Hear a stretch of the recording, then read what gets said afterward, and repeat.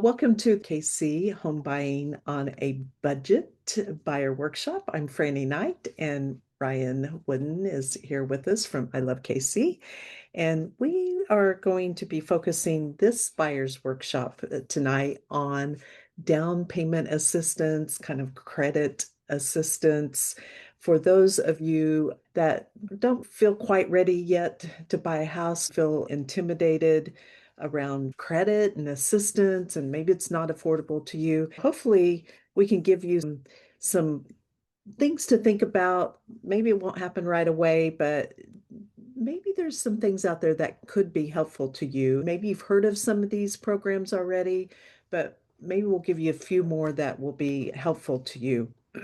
I will say right out of the gate, the one that I think Ryan and I both feel, and Ryan's whole team, we work with Emily DiMatteo a lot, that we really believe the MHDC, or we call it the Missouri Grant Program, is one of the best out there to help you with a down payment assistance. So we'll be going over that. There's other programs out there, but we find that one to be the best one. Just some things to think about in our presentation tonight: how to boost your buying power, how to start budgeting like a boss. Already talked about some free money, some down payment assistance is what we call free money. How much of a house can you really afford?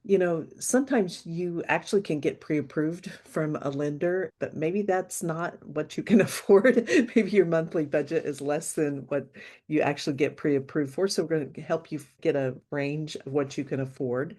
What's the best Kansas City neighborhoods for your value? And when we talk about KC neighborhoods, even though Urban Cool KC, we specialize in actual KC, Kansas City neighborhoods, we are here to help you with all of the metro. You may want to live in Overland Park or Lee Summit or some of the other surrounding neighborhoods. We can help you with those as well. We're not going to talk a lot about house hacking in this one, but we will mention house hacking 101. And what is house hacking 101? So house hacking is purchasing a house with the intention of getting a roommate or someone to rent the basement or the top floor of your house that actually almost, if not completely, pays for your mortgage, so that you are building up some equity so that you can maybe go buy another property while continuing to rent that property out. That's what house hacking is. Some other ways to get some money kind of working in your favor is getting the sellers to pay for some of your cost in the mortgage and the closing costs. We would like to talk about when you go on showings and start looking at houses, what to be looking for when you're looking at houses on tour, what to think about in your inspections. There's some things that you're going to just have to know in older houses, which we deal with a lot, are just going to be there in older houses. And we can help you with that with home warranties and how to just be prepared for things that are going to come out, such as foundations in older homes are usually stone foundations and they are going to be leaky, and you're just not going to get away from leaky foundations in older homes. Just kind of got to expect that coming into it. And then the final thing is, how do you get people to help you in this process? Who's going to be your dream team? So, you know, we're realtors. Brian and his team at I Love KC is could be your lender mortgage team. There's also title teams, there's inspection teams, there's warranty teams. There's a whole bunch of teams that you really want to be thinking about who's on your team. And that's what we're here to help you with. So there's a lot to cover. We're going to do this in 30 to 45 minutes or less, believe it or not, I hope. So we're on a roadmap. We're at the end of 2025. Most people, when they start out on this home buying journey, it does not happen quickly. As a matter of fact, most people, it takes at a minimum 3 months in the beginning of the journey as they start thinking about it, and not unusual for it to take a year. So it could take you well into 2026 to actually get everything together, to get your credit score to where it looks good, to get your down payment working for you, to get the budget together, and to really start figuring out where you want to live and start looking at the houses. None of us over here in the I Love KC world or in the Urban Cool KC, we're not in a hurry. You should not be in a hurry either. There's no pressure whatsoever. We want you to feel like it's going to be a process that could take a while, and we want you to feel comfortable at taking your time on this map into 2026. Certainly not going to happen in 2025 at this point, I don't think. Who knows? It could, but probably not going to happen. Boosting your buying power. And at any point, Ryan, just let me know if you want to jump in with Yeah. these parts that are more of your expertise. Really getting that credit score, I think, is pretty key. It's not Mhm. everything. You can work with a lower credit score, but the lower your credit score, the more you're going to end up paying for a higher interest rate. You may have to get a higher, like you may have to go with an FHA versus a conventional loan. So it's truly important to understand, yes, you can buy a house with a 580, right? Yep. Is that Yep. correct, Ryan? As low as 580. Do you want to? Exactly. You can go down to a lower credit score and still make this work, but we really love to get in early with our borrowers and help them improve their situation so that, like you say, in the long term, they're not costing themselves more money in terms of interest. Right. And so I think I have it in the slides here. If not, what is the credit score place that you send people to start working on improving their credit? We use a couple of different ways. The one that we have software for that I really like to use is called Credit Expert. And I it do have gives that. you a timeline, a dollar goal, and then a goal for your score. So if you know, hey, I want to make this happen in 6 months, you enter that information, we enter it for you into our system, and it says, all right, in 6 months, you can improve your score by this amount, and it'll cost this many dollars as it accounts for paying things down or having disputes removed or things like that. But it's very prescriptive and it's a nice checklist style process that you can look through, and it makes it pretty easy. The And other so that they we can, use is we work with a couple of different credit repair places in town if you need a little more help than what that credit expert can do. and we have worked with Rescore with Jana Fox before. Hmm. She's really great. You can also work with Credit Karma, right? That's an app they can get on their phone. It's good to work with something, right? Like there's some that they can actually get some of the credit errors off of their credit score. Wouldn't you say everybody has something on their Something. credit Yeah, report that they could get rid of? absolutely. Those apps are a good temperature check, but focus on the movement and what it is that's affecting your score. A lot of them will have a credit simulator function within the app, and it's a pretty good roadmap for if this, then that. Say, if I pay this card off, how will it affect my score? If I take out another line of credit, how will it affect my score? And it gets you kind of in the mindset of like figuring out what affects the score in what way, which is important. Now, they're also trying to keep the balances under 30%, right? So Mhm. also not to pay everything off. Like a Right. lot of people, I'm going to buy a house, so I'm going to pay everything off. Yeah. Don't No, do that. and your list that you have here on the screen right now are all really great starting points. So it's really great rules of thumb as far as keeping your balance under 30, check for errors, don't miss your payments. Payments are kind of your biggest piece of your credit score.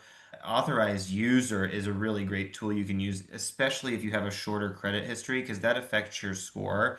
And I mean, especially for younger borrowers or younger clients, there's no way to have more time. So that's a good kind of hack to get a little more time than what you really could in reality and get the credit for that longer credit history. Right. So that means somebody in your life who already has a credit card or Mhm. something to have them put you on as an authorized user, correct? Yes, as an authorized user where you would have the same, ability to use that credit, but the idea would be you're not using it. You are signed on as an authorized user is simply to get credit for their length of credit history How long and does it usually take for that to be recognized? like That's a pretty couple cool. of weeks. That seems like a great hack. Yeah, it really is. I love that hack. Okay, so moving on. So we just talked about a few of these. Some are not-for-profit, like Chess Inc. is a not-for-profit one that you can go to, and they will help to do that without you don't pay for them to do it. I will just always say anytime there's a not-for-profit involved, it can be a little slower and not as responsive as those that are in the for-profit world. I'm not going to talk a lot about budgeting just because I think that could be a whole nother workshop, which we should probably do a whole nother workshop. I will tell you that I have a good friend of mine who helps people with an app called YNAB. You Need a Budget. And it is fantastic. It's taken QuickBooks mixed in with budgeting, and it helps. It's a really kind of fun way to budget your money. So there's a lot of good budgeting programs out there. If you haven't signed up for one yet, I think you really should check into doing at least find one, but find somebody who knows how to work one that can help you out with that. Do you do one, Brian, that you like?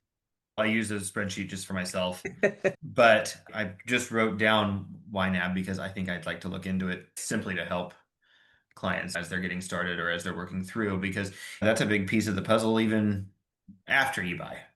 Getting used Yes. to, what does this look like? I've got a mortgage now. Yes, exactly. Exactly. Well, YNAB is really great. I use YNAB and it's changed. I really like it. I used to do QuickBooks, but we're totally YNAB now. And it's great. I love the reports it creates and I just like it. Yeah. It's pretty cool. Okay. So now a little bit more into the down payment assistance programs. The two that we already talked about, the MHDC or the Missouri Grant Program, by the way, or the Missouri Housing Development Corporation. And you can go check that out at mhdc.org. I think it's .org, I think it dot is. .com. I think if you just Google MHDC, you'll get to it. It's not a federal program, it is a state program, and the money comes from bonds, and we actually still have money. Sometimes it runs out. I just check. So that's good. The Chenoa Fund, that also runs out of money, doesn't it? Yeah. And Chenoa, the difference between MHDC and Chenoa, MHDC is only for Missouri properties, and Chenoa is for all properties, Mhm. correct? Yes. Those are very much more of what Brian, Emily, and all them know much more in detail, but they're really great. Let me see how many details I have on the screen for this. If I need to go over to my other, let me just switch over to my other slideshow here real quick. I wanted to go because this is our down payment assistant evening of the week. I want to give you all more details about the Missouri Grant Program. The Missouri Grant Program actually has two parts. You don't have to be a first-time home buyer. It's a little bit different if you already have bought a home before and you're buying another home. There is a grant for you as well. We're not going to cover that as much, but there is. It's called the Next Generation or Next step.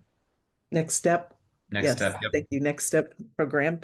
So keep that in mind. Mhm. But with this program, it gets a little like it's like 3D chess and what interest rate you'll pay and so forth.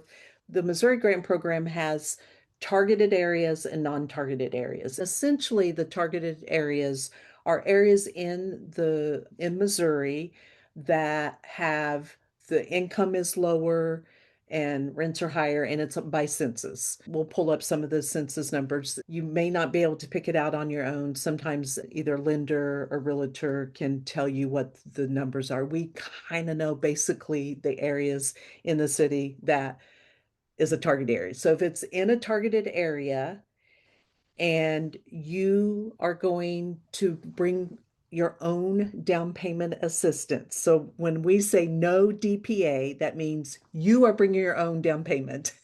The interest rate you will pay for your mortgage is 5.25%.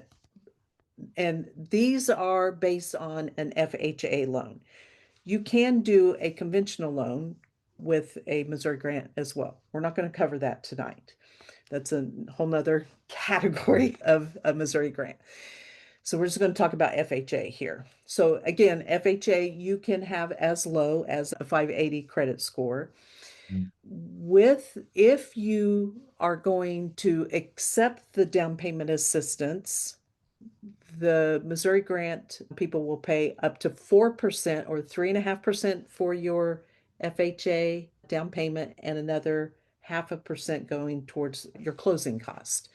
So if you are in a targeted area with you accepting down payment assistance, then your interest rate is 5.6. So today the interest rates, Ryan, are, I always ask you this and you're like, I would cut Today, you off. as far as just Conventional national average, is 6.3. 6.3. Okay. Yep. So you're a full point or a little more than a point below without DPA and just under a point lower with DPA in a Right. target area. So it's good. It's a very good interest rate.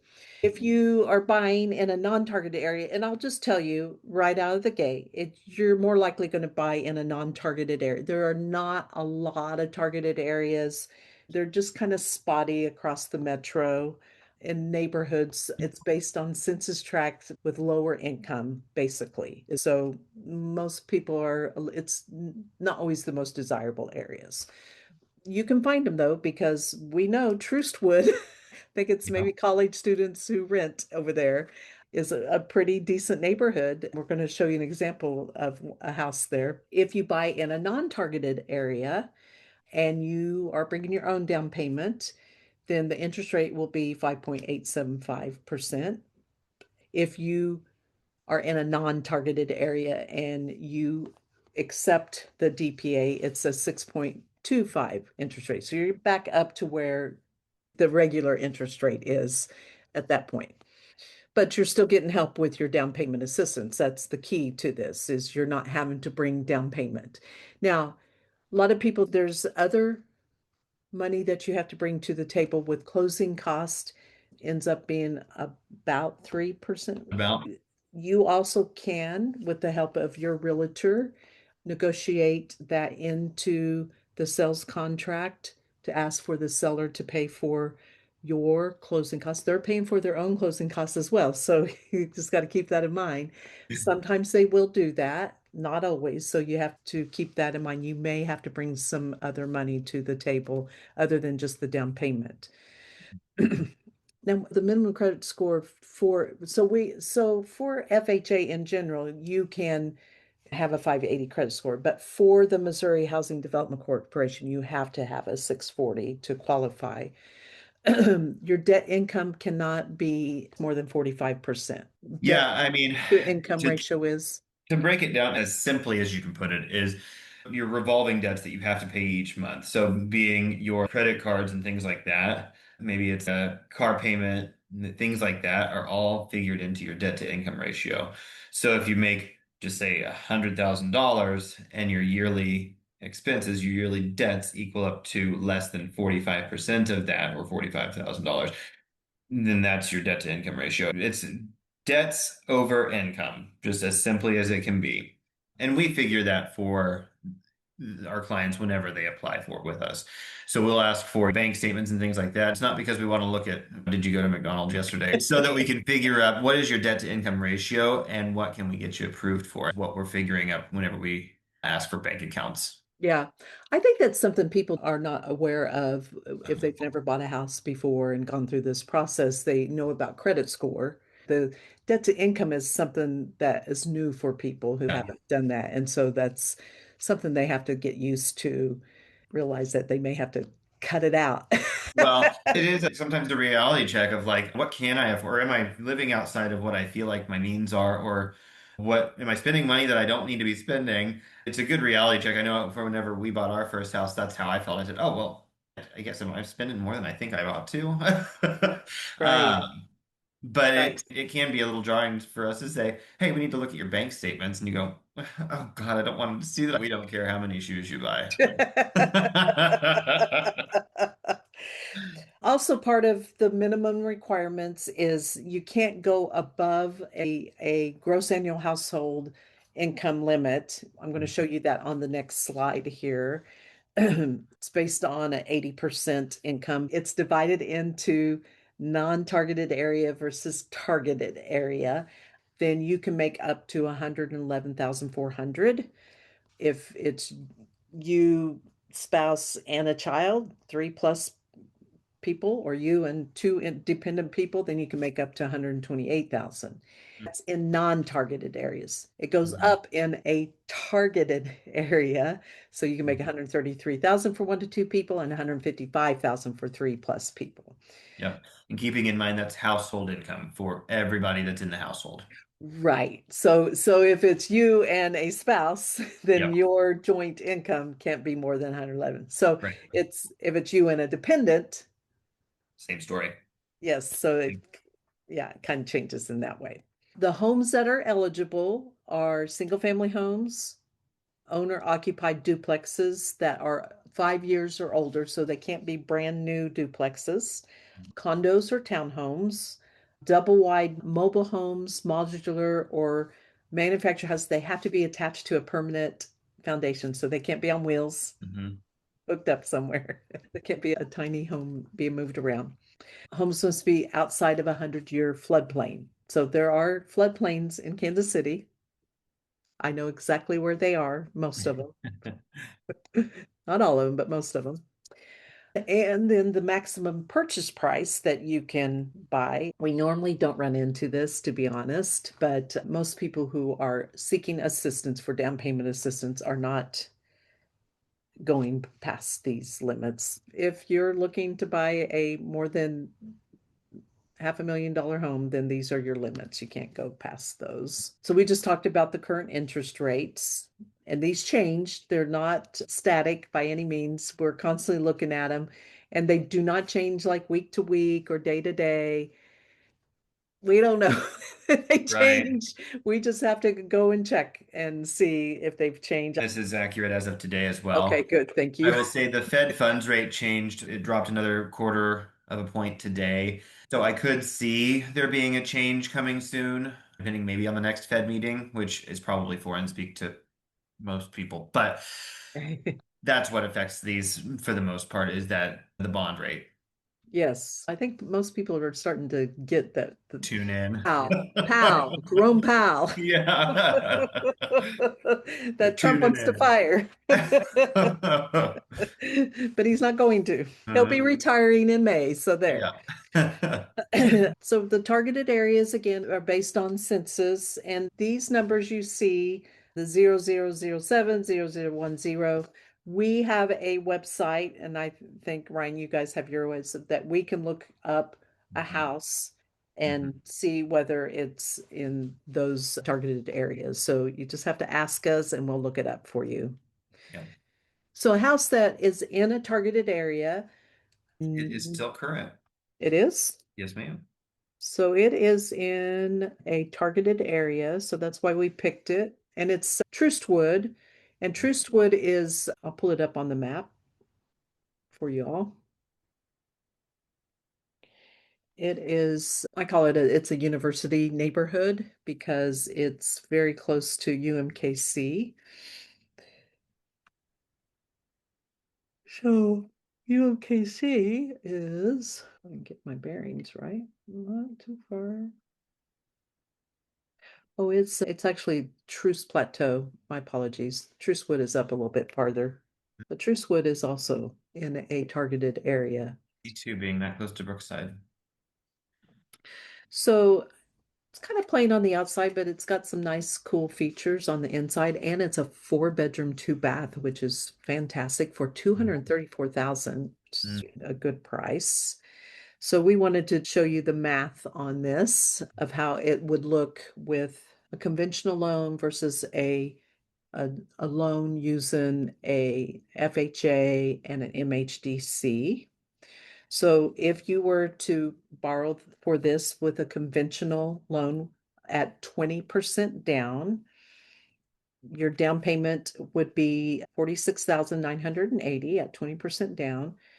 At a 30-year fixed, the interest rate be We did this a week ago, but it sounds like it's still pretty close to Yeah, 6.3%. Taxes on this, is that what? Oh, that's a month. per month. Uh, Yep. So just so you all know, the taxes are divided, it's 1,800 a year, so it's divided out by 12 is where you get the monthly taxes. Your principal, interest, taxes, and insurance. We don't need PMI over there because of the 20% down. Your estimated monthly payment is 1417 with a Mhm. 20% down. Almost $47,000 out of pocket. Right.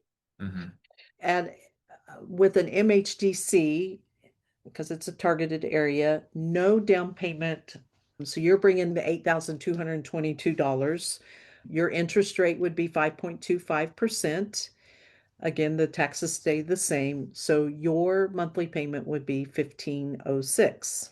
Then if you asked for the down payment to be paid for you, so you're bringing no down payment, 0%. Your interest rate goes up because of that to 5.63%. So your monthly payment would be 1607. So it's not much more. So Okay. if you don't have the down payment saved up, like how long is it going to take you to save up $8,000? And is that If worth? you're not making enough money to save up $8,000 in the next 6 months to a year, and you can qualify for the MHDC, and you're only going to be paying another $100 a month. Uh-huh.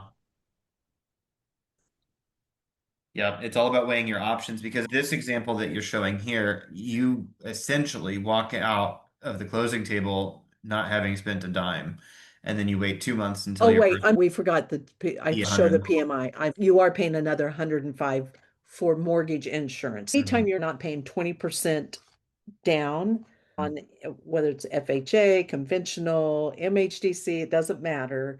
You have to pay mortgage insurance. And so Mhm. that's just an additional on top of that. And so that you take the 1607. So you're actually paying you're paying 200 more a month. But Yep. still, Right. how much long is that going to take you to save up for $8,000? 8,000 divided by Yeah, do 200 the math. 200 times. is 40 months. So That's are you going to three and a wait half years. 3 years? Yeah.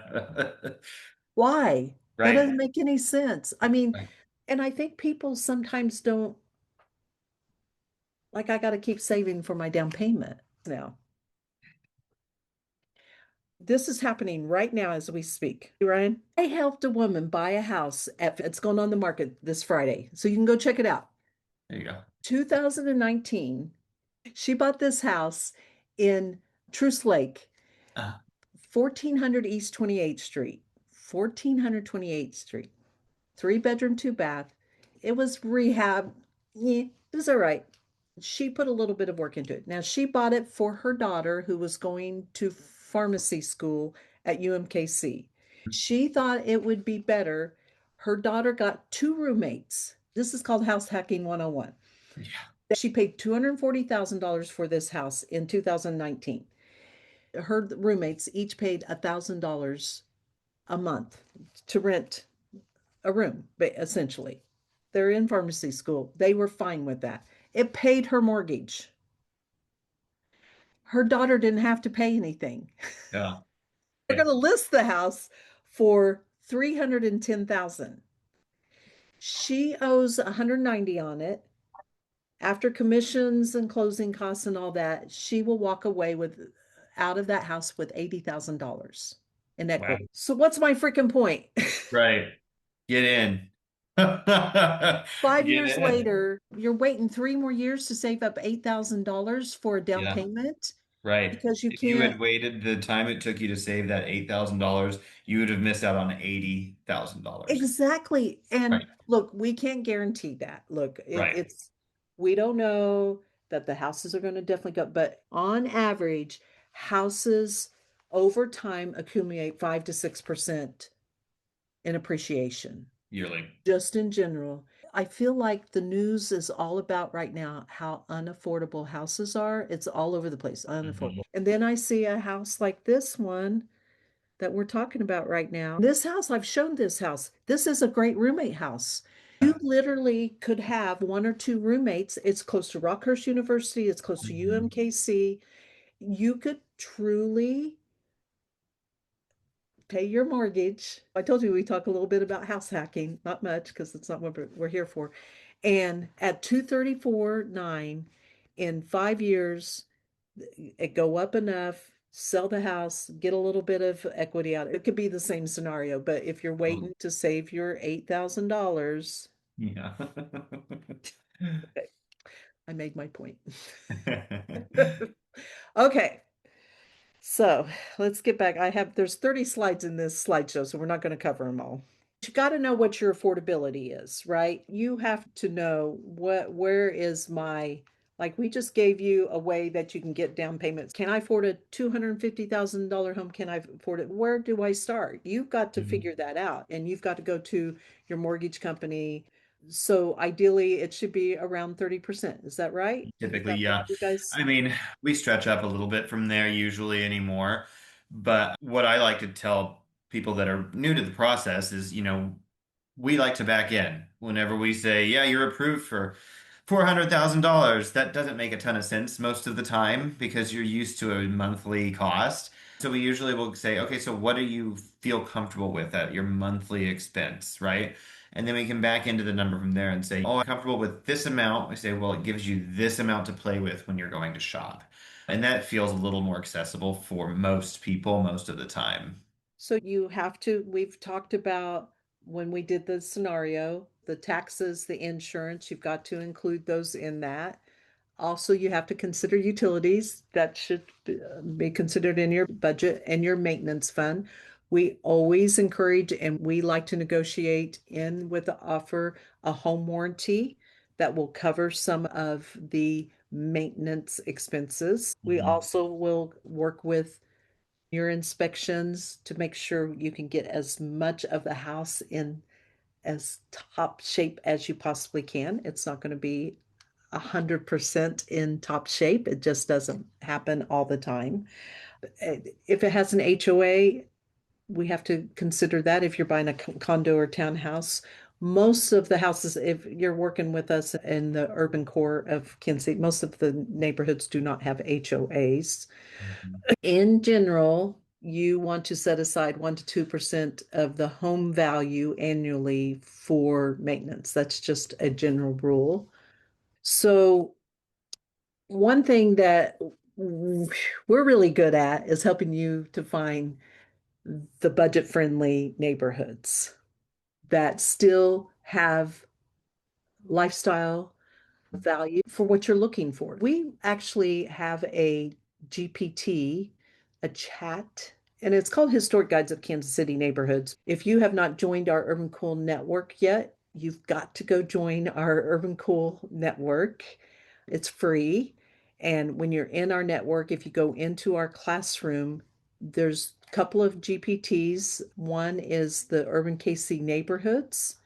We have a list of neighborhoods that you can go check out, or you can go to where I was just at the GPT. And basically, you're just going to put in what your lifestyle is, and it'll show you the neighborhoods that are best for your lifestyle. Also, Ryan has put together a GPT for a home purchase. So make sure you guys, if you're watching this, you maybe haven't joined our school network yet. So we're just encouraging you to do that. Oh my God, there's over 100 neighborhoods in Kansas City, and I'm not talking about the suburbs. There's so many great neighborhoods, and people just get into their head Brookside, Waldo. There's just so many other neighborhoods that even East neighborhoods can be really great neighborhoods for you. I will tell you there's a great app that if you come to work with us at Urban Cool KC, we have a app called Deal Machine that we pull up when we're driving around, and we can tell you in a neighborhood, this is so much fun. If you find a neighborhood that you like, let me just pull up the one we were just talking about, 6,000 Forest. We drive for dollars. You can find houses in a neighborhood that are not for sale. There it is, sorry. It was up. I just wasn't paying attention. This will show you houses in the vicinity of a house that's for sale or any neighborhood that you want to live in. And you can actually find houses that have absentee landlords, that are vacant, that have tired landlords. You can actually filter, find houses that have 100% equity and have like this one, 100% equity with a senior owner. This person may be interested in selling. And so we can knock on their door, send out a postcard. We have a way to find houses that are not on the market, but you need to figure out what neighborhood you want to live in. When they go house hunting, they just focus on houses that are on Zillow or that are actively, and I think you should not do that. We're still in not a very high inventory market. And so there's many other ways to find houses, but you've got to really figure out where you want to live. So important. I don't think enough realtors help people find the neighborhoods that they should be living in. There's ways to get equity by buying an ugly house versus the one that's already done and made up. And we just talked a little bit about house hacking. We'll have another workshop on full house hacking. We did just talk a little bit about getting the sellers to pay for your closing cost. When you work with us, we have a checklist when we go into a house of the things that we want you to be looking at as far as maintenance issues. We have a top five. We have 10 things, but top five that if it hits those fives, then we're out. And so it's important that you're not just looking at the pretty countertops. So these are a few of the issues, but when you come with us, listen, if you are hiring a realtor, it's important that you interview and ask them these kinds of questions. Do they know how to inspect a house on tour? They're not inspectors. We're not inspectors, but it's easy to run into a realtor who doesn't know how to do that. So it's important that they know how to do that. We'll move on from that. Inspections, inspection. We need a whole workshop just on inspections. Yeah, we need to get Mr. Derek. Yes, that's our Thursday night class. So I'm going to skip back over to our school network here. The reason why we're doing these in our school network is we want to introduce you to all the service providers that we know that's in our circle. And our plan is every Thursday to have, it's called the KC Home Pro Hangout. And so our plan is to every Thursday night have somebody come on who's a service provider that we know or that's been referred to us and just have a Q&A, or they talk about a certain part of the house that they feel like is an issue to teach about that. So we're going to be doing those. If anybody out there wants to refer somebody to us who would like to come on and do that and be part of our family of service providers, we'd love to have you refer those folks to us, and then people will start coming and hanging out with us on Thursday nights. Mhm. Our goal is to have on our school network a group of service providers for you so that when you go in to buy your house, you already know these people. So when something happens, you will have them in your Rolodex. Yes, this was our tiny trade show, which we did earlier this year. Mhm. That is it. We have come to our last slide. I hope you've learned. Mostly tonight was about the down payment assistance. We want to every Wednesday do something around home buying. And so stay tuned. We'll be doing more of these. As Christmas comes, we'll kind of shorten them up, but we'll start back up in the first of the year.